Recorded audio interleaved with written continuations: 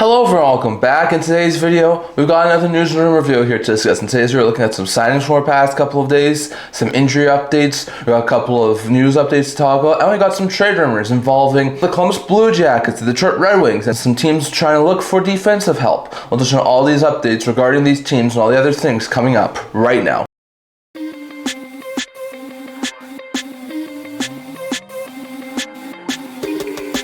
Hello everyone, welcome back to another video here at the End-to-End Hockey channel. Now before we get started, don't forget to like this video and subscribe down below. Thank you for all of your support. I would never be able to do it for all of you guys, so if you haven't already, don't forget to subscribe button down below, don't forget to leave a comment. We're on the road to 1,000 subscribers, and don't forget to stay tuned for videos coming out in the very near future. So in today's video, we have another news and review here to discuss. Now before I talk about any of the signing of things, I actually got a new flag or pennant, whatever you want to call it, for my YouTube channel. I've got a couple more coming in the next couple of weeks, so when I get them, I'll show it to you guys. But the new team that I have a pennant for is the Utah Mammoth. So I now have the Utah Mammoth pennant. So I'll actually put it up for today's video because we will be briefly talking about them. But for future videos regarding Utah with the game recaps, fan reactions, and things like that, trade rumors, we're going to have this up there to represent the Utah Mammoth. So it'll be up there coming up now.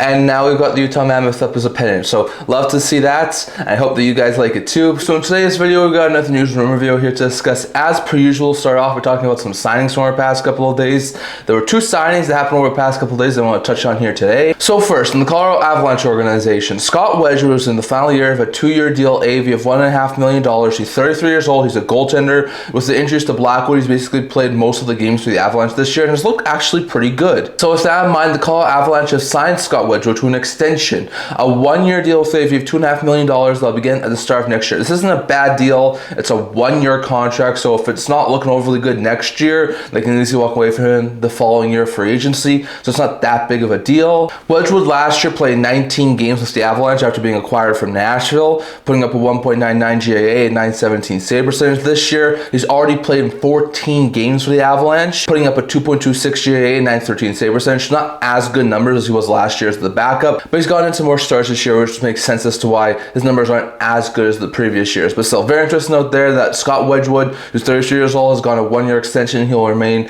in the Avalanche organization, so very interesting note there. Well, when it comes to the Ottawa Senators, in our last video, we talked about how Shane Pinto and the Senators organization were going to sit down and try and work out some sort of a contract extension. Well, it came a lot quicker than I was originally expecting, as Pinto has signed an extension. Pinto, who's a center, he's 25 years old. He's in the final year of a 2-year deal, AAV of $3.75 million.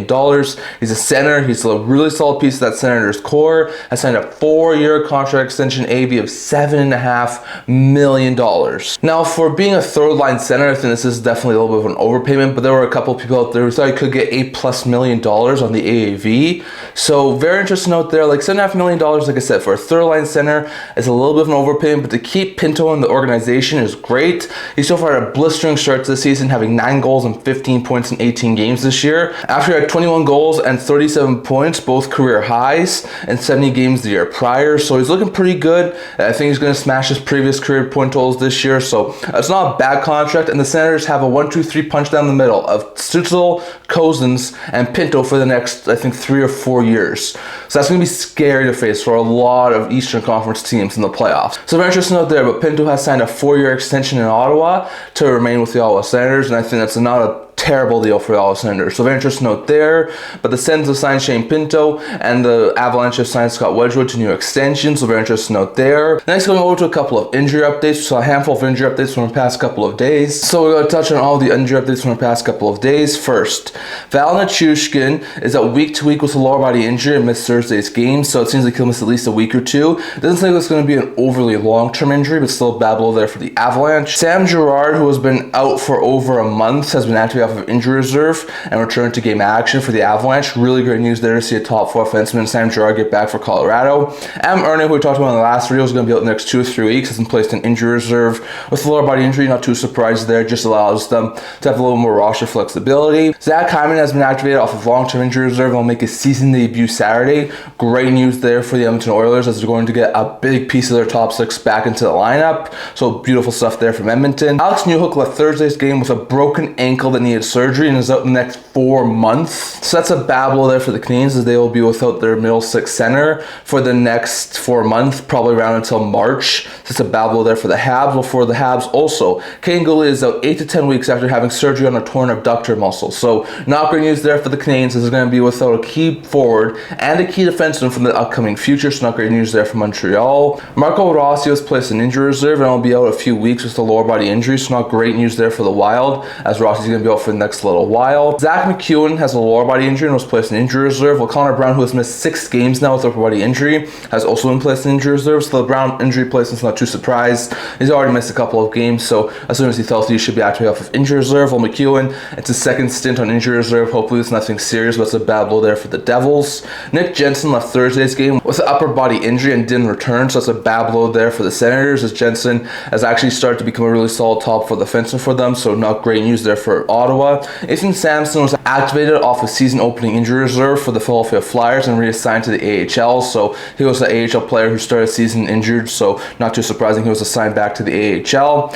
Austin Matthews is out at least 1 week with a lower body injury and was placed on injury reserve. Joseph Woll was activated off of long-term injury reserve and is very close to nearing a return, while Anthony Stolarz missed Thursday's game and is out day-to-day with upper body injury. So it doesn't seem like Stolarz and Matthews will be out too long, but they will probably miss at least a couple of games, maybe a week or two. Well, it's great to see that Joseph Woll is very close to returning for the Toronto Maple Leafs, so very interesting note there. Thatcher Demko, who I already mentioned, will be out 2 or 3 weeks with a groin injury, was placed on injury reserve. Well, Victor Mancini, who missed the last 8 games with undisclosed injury, was also activated off of injury reserve, so he should be able to get back into game action in the very near future for Vancouver, which will be a big boost there for the Canucks. William Carlsson is out week to week with a lower body injury and missed Thursday's game for Vegas. Not great news there for the Golden Knights, as he's a really solid second, third line center. And Gustav Nyquist, who missed the last 5 games with undisclosed injury, returned to game action for the Winnipeg Jets, while Dylan Sandberger was activated off of injured reserve and made a season debut on Thursday after suffering a broken wrist in the preseason. So very interesting note there. Lots of very intriguing injury updates. Hopefully some of those guys are going to be able to get back in the very near future, but still very interesting injury updates from our past couple of days. Next, going over to some recalls, some reassignments, and some waiver updates. When it comes to some recalls,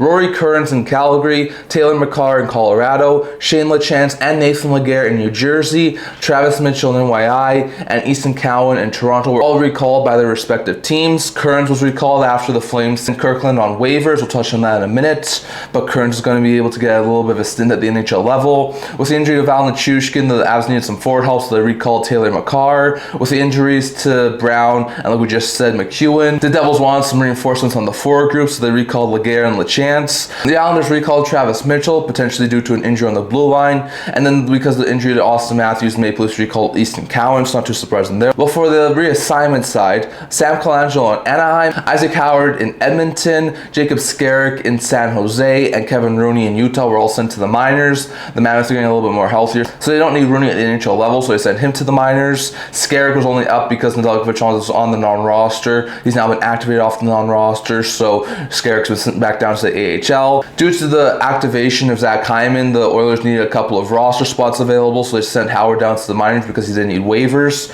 So he's going to the AHL, as is Sam Colangelo, because guys like Ryan Strome and Mikael Granlund are very close to nearing a return for the Anaheim Ducks. So very interesting note there, but some very interesting recalls and reassignments from our past couple of days. When it comes to some waiver updates, we talked about in our last video how Justin Kirkland and Spencer Martin were both on waivers. Both of them did wind up clearing. I don't think it was too much of a surprise. I thought that was a shot Kirkland could get claimed. I thought it was very unlikely Martin would ever get claimed, but both of them did wind up clearing, so they've both been assigned to their team's AHL affiliates.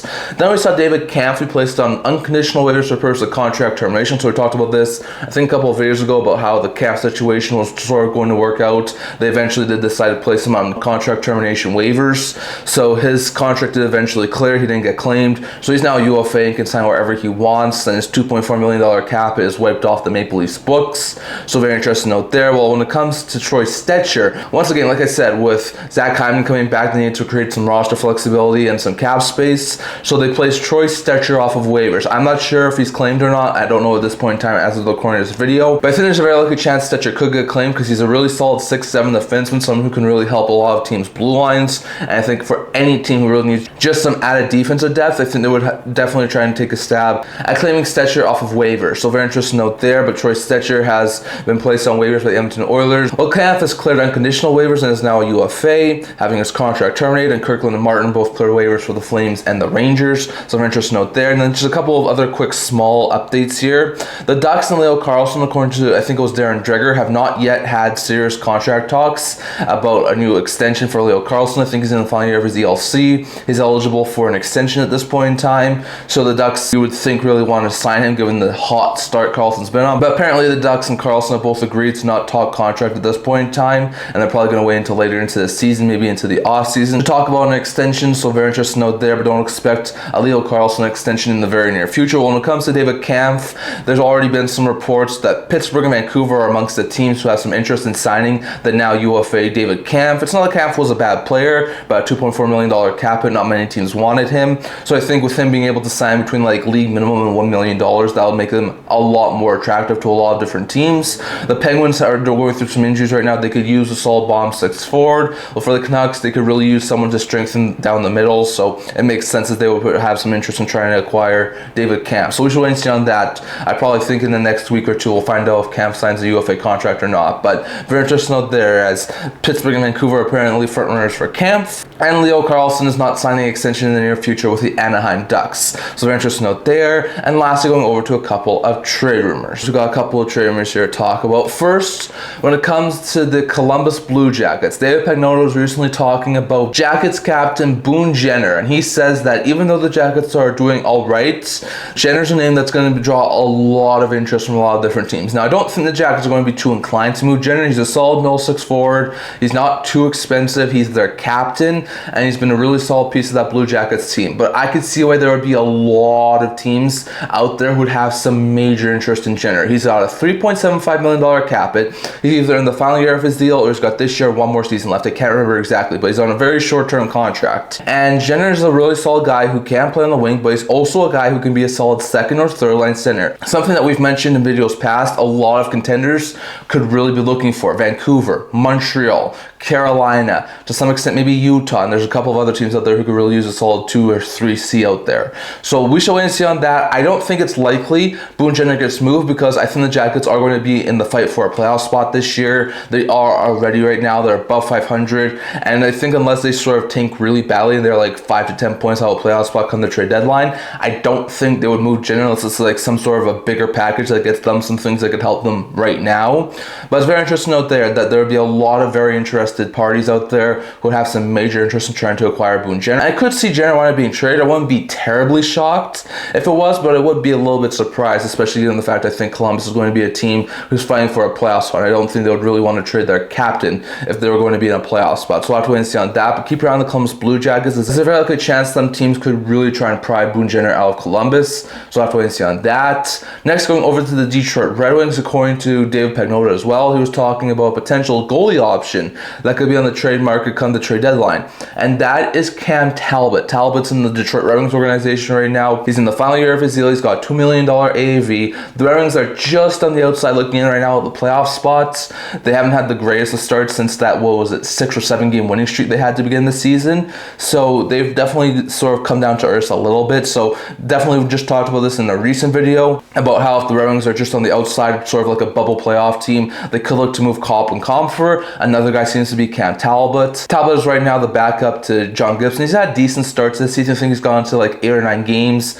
Has relatively all right numbers. Not great numbers, but not terrible either. So like for teams out there who really need some goaltending help, Edmonton comes to mind. Could they be a reunion with Talbot to try and improve in nets? That's a possibility. There's also a couple of other teams out there who could really use some strengthening of the goaltending, like Carolina maybe to some extent. If Kochetkov and Anderson don't do overly well over the next couple of months, Columbus look to try and add some goaltending help. Could Philadelphia, could Pittsburgh. There's a couple teams out there, not a terrible amount, but there are a couple of teams out there who could really use some goaltending help, and a short-term stopgap option might be a Cam Talbot if he comes available from the Detroit Red Wings. So I'll have to wait and see on that, but keep it on the Detroit Red Wings. I definitely think if they start to fall out of a playoff spot, they will sell off a couple of pieces, and given the fact that Talbot's not on an extremely extremely expensive deal and the veteran experience he brings, I could see him be dealt, so we'll have to wait and see on that. And lastly, going over to teams who could look to try and add a top 4 defenseman. Chris Johnston was recently mentioning a couple of teams